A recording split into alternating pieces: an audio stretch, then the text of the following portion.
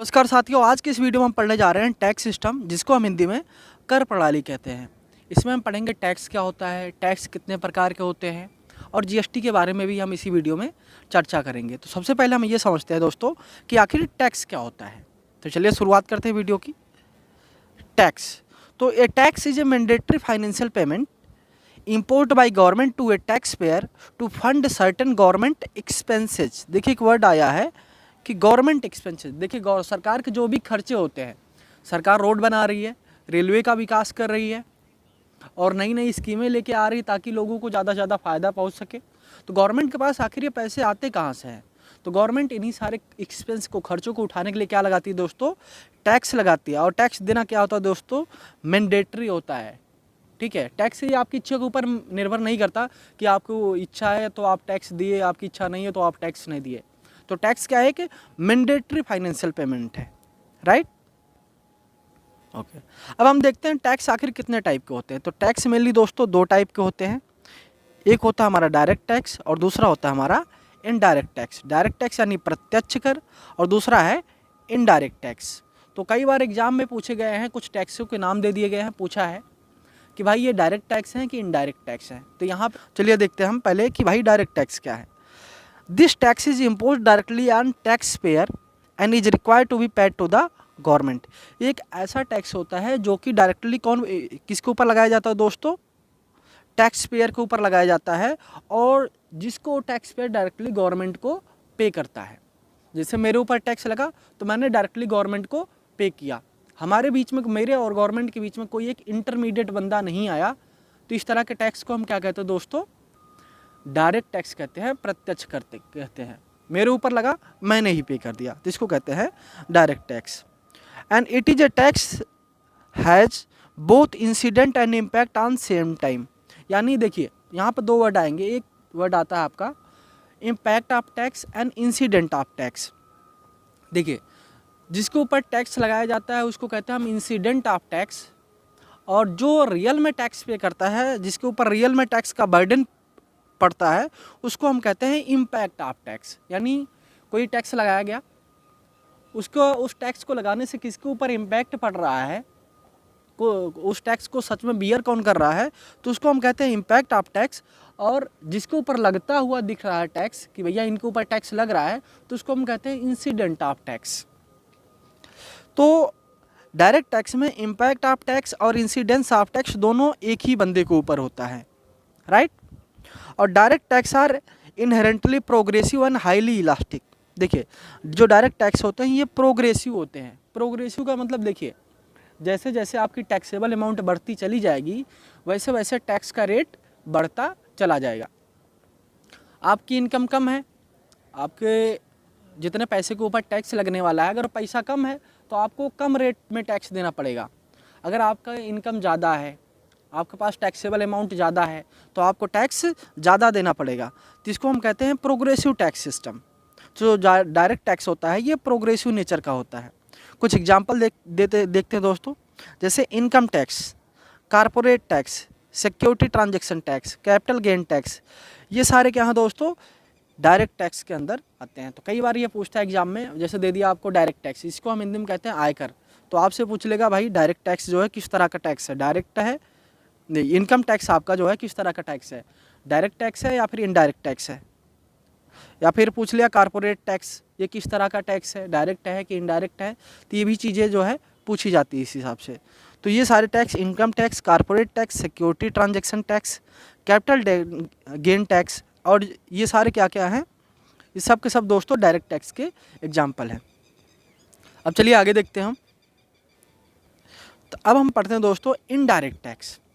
देखिए indirect tax में क्या होता है कि ये जो टैक्स होते हैं ये इनकम, प्रॉफिट या फिर रेवेन्यू के ऊपर नहीं लगाए जाते, बल्कि ये गुड्स एंड सर्विसेज के ऊपर लगाए जाते हैं। गुड्स एंड सर्विसेज, जिसको हम कहते हैं वस्तु एवं सेवा।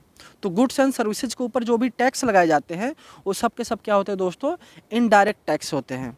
ठीक है, और जो इनडायरेक्ट टैक्स होते हैं ये एक इंडिविजुअल से दूसरे के ऊपर शिफ्ट किए जा सकते हैं। क्योंकि देखिए हम कोई सामान, जैसे मैं दुकानदार हूँ, मैंने कोई सामान खरीद के लेके आया, तो वो सामान कोई और यूज कर सकता है, मैं किसी और को बेचूंगा तो उस टैक्स का बर्डन किसी और के ऊपर गया। तो इसका मतलब ये है कि इनडायरेक्ट टैक्स को हम क्या कर सकते हैं, शिफ्ट कर सकते हैं। जैसे मैंने अपने दुकान में हम जैसे मिल्क को लेके आए, हमारे यहाँ कोई कस्टमर आता है, हम उसी मिल्क को बेच दिए उसको, तो रियल में उस अमाउंट को पे कौन किया, हमारा कस्टमर पे किया। तो इस हिसाब से क्या हुआ है, वो टैक्स जो है क्या हो गया दोस्तों, ट्रांसफ़र हो गया एक पर्सन से दूसरे पर्सन के ऊपर। तो इस तरह के टैक्स को गवर्नमेंट कहाँ लगाती है दोस्तों, हमेशा गुड्स एंड सर्विसेज के ऊपर लगाती है, ये चीज़ ध्यान में रखना है। और इसके एग्जांपल हम देखते हैं, जैसे सेल्स टैक्स हो गया, कस्टम ड्यूटी हो गई, गुड्स एंड सर्विसेज टैक्स, वस्तु एवं सेवा कर। तो ये कई बार पूछा गया है कि जो जीएसटी है ये किस तरह का टैक्स है, डायरेक्ट टैक्स है या फिर इनडायरेक्ट टैक्स है। और इस तरह के जो टैक्सेस होते हैं ये मैक्सिमम ये देखा गया है, ये या तो मैन्युफैक्चर के ऊपर लगाए जाते हैं या तो फिर सप्लायर के ऊपर लगाए जाते हैं। अब देखिए, जो मैन्युफैक्चरर होता है, जो प्रोडक्ट को जो बनाते हैं, वो क्या करते हैं, आगे उसको सप्लाई कर देते हैं। तो इससे क्या होता है, वो जो टैक्स का बर्डन होता है वो दूसरे बंदे पे पास हो जाता है। जैसे पार्ले जी की कंपनी हो गई, उसने पार्ले जी की कंपनी ने बिस्कुट बनाया, अब वो बिस्कुट खरीद के कौन लेके आया, रिटेलर लेके आया। रिटेलर से छोटे मोटे क्या किए, जो दुकान वाले वो खरीद के लेके आए, और छोटे मोटे दुकान वालों से क्या किया, लोगों ने, जनता ने, जो कंज्यूमर हैं, जो कस्टमर है, उन्होंने अपने यूज के लिए लिया। तो इस हिसाब से क्या हो रहा है, जो टैक्स है वो मैन्युफैक्चरर के ऊपर लगा, लेकिन रियल में कौन पे कर रहा है दोस्तों, कस्टमर पे कर रहा है। आखिर यूज कौन कर रहा है, कस्टमर यूज कर रहा है उस पार्ले जी को। तो टैक्स भी किसके जेब से गया, कस्टमर के जेब से गया, लेकिन लगा किसके ऊपर था, मैन्युफैक्चरर के ऊपर लगा था। तो इस केस में क्या हो रहा है कि जो इंसिडेंट ऑफ टैक्स है वो मैन्युफैक्चरर है, लेकिन रियल में पे कौन कर रहा है जी, इम्पैक्ट किसके ऊपर पड़ रहा है, तो यहाँ पे इम्पैक्ट पड़ रहा है दोस्तों, कस्टमर के ऊपर इम्पैक्ट पड़ रहा है। अगर पार्ले जी का दाम 5 रुपये से 6 रुपये हो जाएगा, तो जो जेब से 1 रुपया जो एक्स्ट्रा जाएगा वो कस्टमर की जेब से जाएगा, तो जाने वाला है दोस्तों रियल में कस्टमर की जेब से। तो इस हिसाब से जो इनडायरेक्ट टैक्स होते हैं, वहाँ पे जो इंसिडेंट ऑफ टैक्स होता है, जो इम्पैक्ट ऑफ टैक्स होता है, यही जो इंसिडेंट ऑफ टैक्स होता है, इसी को हम करापात कहते हैं। और जो इम्पैक्ट ऑफ टैक्स होता है, इसको हम कराघात कहते हैं, ध्यान रखिएगा। तो डायरेक्ट टैक्स में इंसिडेंट ऑफ टैक्स और इम्पैक्ट ऑफ टैक्स दोनों एक ही पॉइंट पे होता है, लेकिन जो इनडायरेक्ट टैक्स होते हैं वहाँ पे इंसिडेंट ऑफ टैक्स और इम्पैक्ट ऑफ टैक्स दोनों अलग अलग होते हैं। और इनडायरेक्ट टैक्स होते हैं, इनडायरेक्ट टैक्स की वजह से ही क्या होता है, जितनी भी चीज़ें होती हैं उनके दाम बढ़ते हैं, ध्यान रखिएगा। जैसे हर चीज़ में, हर जितने भी गुड्स एंड सर्विसेज हैं, उनमें जो उनके अंदर प्राइस में, उनकी कीमत में जो बढ़ोतरी होती है वो किसकी वजह से होती है, इनडायरेक्ट टैक्सेस की वजह से होते हैं। और एक चीज़ ध्यान रखिएगा, जो इनडायरेक्ट टैक्स होते हैं वो रिग्रेसिव नेचर के होते हैं। रिग्रेसिव इन द सेंस कि मतलब इनका अलग नेचर होता है। जैसे कि यहाँ पे टैक्सेबल अमाउंट जैसे बढ़ेंगे, जो टैक्सेबल अमाउंट है जैसे बढ़ेंगे, वहाँ पे क्या होगा कि जो टैक्स रेट है वो क्या हो जाता है दोस्तों, कम हो जाता है। तो जो डायरेक्ट टैक्स तो प्रोग्रेसिव नेचर के होते थे, जो इनडायरेक्ट टैक्स हैं वो रिग्रेसिव नेचर के होते हैं। तो डायरेक्ट टैक्स और इनडायरेक्ट टैक्स के मेनली ये है कि आप इनका दो कॉन्सेप्ट समझ के रखिएगा कि भैया जो डायरेक्ट टैक्स है इसको शिफ्ट नहीं किया जा सकता है, इनडायरेक्ट टैक्स को आप शिफ्ट कर सकते हैं। इनके एग्जांपल ध्यान में रखिएगा। और impact of tax, incidence of tax, direct tax के केस में एक ही बंदे पर होते थे, इनडायरेक्ट टैक्स में दोनों अलग अलग लोगों पे ऊपर होते थे। चलिए अब हम देखते हैं टैक्स के नेचर क्या होते हैं, आखिर टैक्स किस तरह के होते हैं। तो टैक्स का नेचर एक होता है progressive, regressive and proportional taxation. Tax के नेचर की अगर हम बात करते हैं तो जैसे कि डायरेक्ट टैक्स था, ये प्रोग्रेसिव टैक्सेशन के अंडर आता था। मतलब कि यहाँ पे जैसे आपकी टैक्सेबल अमाउंट बढ़ेगी वैसे टैक्स का जो परसेंटेज है वो बढ़ जाएगा। जैसे आपका अमाउंट ज़्यादा हो गया तो जो टैक्स का रेट है वो भी ज़्यादा हो जाएगा। रिग्रेसिव में क्या होता है, इसका उल्टा होता है कि जैसे जैसे आपकी टैक्सेबल अमाउंट बढ़ेगी वैसे वैसे टैक्स रेट क्या हो जाएगा, घट जाएगा। अमाउंट आपकी बढ़ रही है, टैक्स रेट क्या होंगे दोस्तों, आपके घट जाएंगे। ये चीज़ ध्यान में रखिएगा, ठीक है। अगला होता है हमारा प्रोपोर्शनल टैक्सेशन। प्रोपोर्शनल टैक्सेशन ये होता है कि यहाँ पे ध्यान रखिएगा, यहाँ पे इनकम से कोई मतलब नहीं होता है, चाहे 5 रुपये की चीज़ हो चाहे 10 रुपये की चीज़ हो, सब पे टैक्स रेट सेम ही रहेगा। जो प्रपोर्शन है वो सेम ही रहेगा। तो इस तरह के टैक्सेशन को हम कहते हैं प्रपोर्शनल टैक्सेशन। तो इस चीज़ को ध्यान रखिएगा दोस्तों। अब हम बात कर लेते हैं दोस्तों जीएसटी के बारे में, गुड्स एंड सर्विसेज के बारे में। तो इसके बारे में कुछ इंपॉर्टेंट पॉइंट है जो काफ़ी बार पूछे जाते हैं, तो उस चीज़ों का हम ध्यान में रखा। जो इंपॉर्टेंट पॉइंट है बस मैंने उसको उसी को रखा है यहाँ पे। देखिए जो जीएसटी है हमारा, इसको जो है 101 कॉन्स्टिट्यूशनल अमेंडमेंट एक्ट के थ्रू जो है बनाया गया, जोड़ा गया हमारे कॉन्स्टिट्यूशन में। तो ये पूछा जाता है कौन सा कॉन्स्टिट्यूशनल अमेंडमेंट एक्ट आया था, तो 101 कॉन्स्टिट्यूशनल अमेंडमेंट एक्ट आया था दोस्तों, जिसके थ्रू जो है जीएसटी को जोड़ा गया। और हमारा पूछा जाता है हमारे इंडिया में जीएसटी को कब लॉन्च किया गया था। जीएसटी को लॉन्च किया गया था 1 जुलाई 2017 को लॉन्च किया गया था। और जीएसटी कैसा टैक्स है दोस्तों, ध्यान रखिएगा, ये क्या है, एक इनडायरेक्ट टैक्स है। इसका बेसिस क्या था, प्रिंसिपल क्या था, तो प्रिंसिपल इसका ये था कि 1 नेशन 1 टैक्स का। मतलब कि देखिए पहले क्या होता था, जो इनडायरेक्ट टैक्स होते हैं ये कई तरह के होते थे। तो क्या किया गया, बोला ये गया कि अब हर एक अलग अलग गुड्स एंड सर्विसेज पे हम क्या करते हैं कि अलग अलग तरह के टैक्स लगाते हैं। क्यों ना ऐसा कर दिया जाए कि पूरे भारत देश में जितने भी गुड्स एंड सर्विसेज हैं उस पर एक ही तरह का टैक्स लगाया जाए। तो इस तरह के टैक्सेशन का जो रोल मॉडल था वो था 1 नेशन 1 टैक्स का मॉडल था। अब देखिए, अब जीएसटी से रिलेटेड जितने भी मामले हैं उनको डिसाइड करने के लिए एक जीएसटी काउंसिल बनी है, जिसको कहते हैं जीएसटी परिषद। क्या बनती है दोस्तों, जीएसटी परिषद बनती है। और इसका जो चेयरमैन होता है वो फाइनेंस मिनिस्टर होते हैं। कौन होता है दोस्तों, फाइनेंस मिनिस्टर। जैसे अभी निर्मला सीतारमन है, ये क्या है, हमारे देश की फाइनेंस मिनिस्टर हैं। तो ये क्या है, ये जीएसटी काउंसिल की चेयरमैन भी हैं अभी। और नेक्स्ट पॉइंट है कि इनके टैक्स स्लैब की अगर हम बात करते हैं, ध्यान रखिएगा, तो इनका टैक्स जो स्लैब है वो है 0.5%, 12%, 18% एंड 28%। ध्यान रखिएगा। तो कई बार टैक्स स्लैब पूछता है कि जीएसटी का टैक्स स्लैब क्या है, तो 0%, 5%, 12%, 18% और 28%।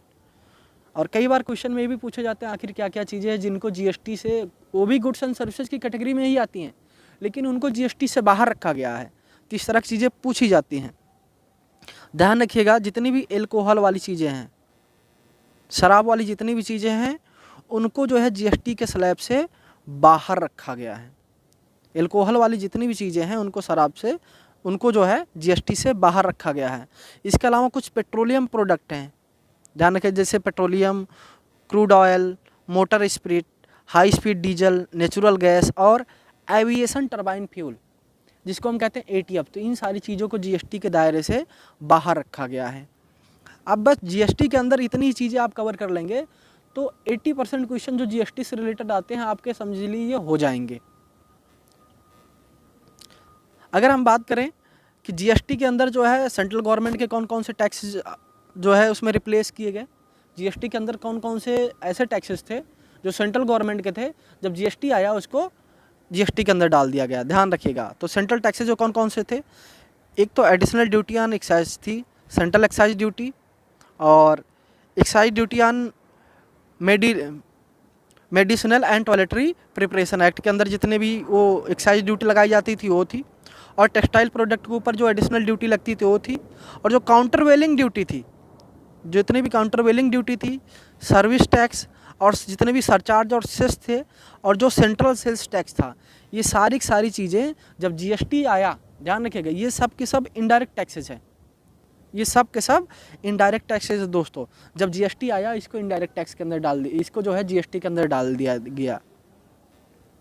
अब हम बात कर लेते हैं कि ऐसे कौन कौन से स्टेट गवर्नमेंट के जो इनडायरेक्ट टैक्सेस थे जो कि जीएसटी के अंदर इंक्लूड कर लिए गए। तो पहला आपका सेल्स टैक्स, या फिर जिसको हम स्टेट वैट कहते हैं, वैल्यू एडेड टैक्स। तो ये जीएसटी आने के बाद इसको जीएसटी में इंक्लूड कर लिया गया। Central sales tax, purchase tax, entertainment tax, luxury tax, entry tax, lottery के ऊपर जो टैक्स लगाए जाते हैं, बाकी स्टेट गवर्नमेंट के जो सेशन सरचार्जेस थे, एडवर्टाइजमेंट के ऊपर जो टैक्स लगता था, ये सारी चीज़ें जब भी हमारे यहाँ जब जीएसटी आया, जीएसटी के अंदर इसको इंक्लूड कर लिया गया। अब हम बात कर लेते हैं कि ऐसे कौन कौन से इनडायरेक्ट टैक्सेस थे जो कि जीएसटी के अंदर इंक्लूड नहीं किए गए। ध्यान रखिएगा दोस्तों। तो property tax and stamp duty, ये इनडायरेक्ट टैक्स तो हैं, लेकिन इसको जीएसटी के अंदर इंक्लूड नहीं किया गया। Electricity duty, excise duty and basic custom duty और petroleum, crude oil, petrol, ATF और नेचुरल गैस, इनके ऊपर जितनी भी जो भी टैक्स लगते थे उनको जो है जीएसटी के अंदर शामिल नहीं किया गया है। तो ये चीज़ आपको ध्यान रखना है दोस्तों। अब ध्यान रखिएगा, एक थे आर्थर लाबर, एक इकोनॉमिस्ट थे, तो उन्होंने क्या किया है, टैक्स रेट और टैक्स रेवेन्यू के कलेक्शन से रिलेटेड एक कर्व बनाया है जिसको बोला गया है लाफर कर्व। उन्हीं के नाम पे इसको नाम दिया गया है दोस्तों, लाफर कर्व। तो इन्होंने ये बताया कि जैसे जैसे जब हम क्या करते हैं टैक्स रेट को बढ़ाते हैं, ये देखिए इस कर्व को देखिएगा, जैसे जैसे ये टैक्स रेट बढ़ रहा है तो वैसे वैसे टैक्स का रेवेन्यू बढ़ रहा है। टैक्स रेट देखिए जैसे जैसे बढ़ रहा है ये टैक्स रेट, वैसे वैसे टैक्स का रेवेन्यू बढ़ रहा है। लेकिन एक ऐसा मैक्सिमम पॉइंट आता है कि जिसके बाद अगर हम टैक्स रेट को अगर हम बढ़ा रहे हैं आगे, तो हमारा टैक्स रेवेन्यू क्या हो रहा है दोस्तों, कम होता चला जा रहा है। ठीक है, तो इस तरह का कर्व किसने दिया दोस्तों, लाफर कर्व। तो आपसे कई बार ये पूछता है कि टैक्स रेट और टैक्स रेवेन्यू में रिलेशन दिखाने के लिए कौन सा कर्व बनाया गया है और किसने बनाया, तो आर्थर लाफर ने बनाया और इस कर्व का नाम था दोस्तों लाफर कर्व।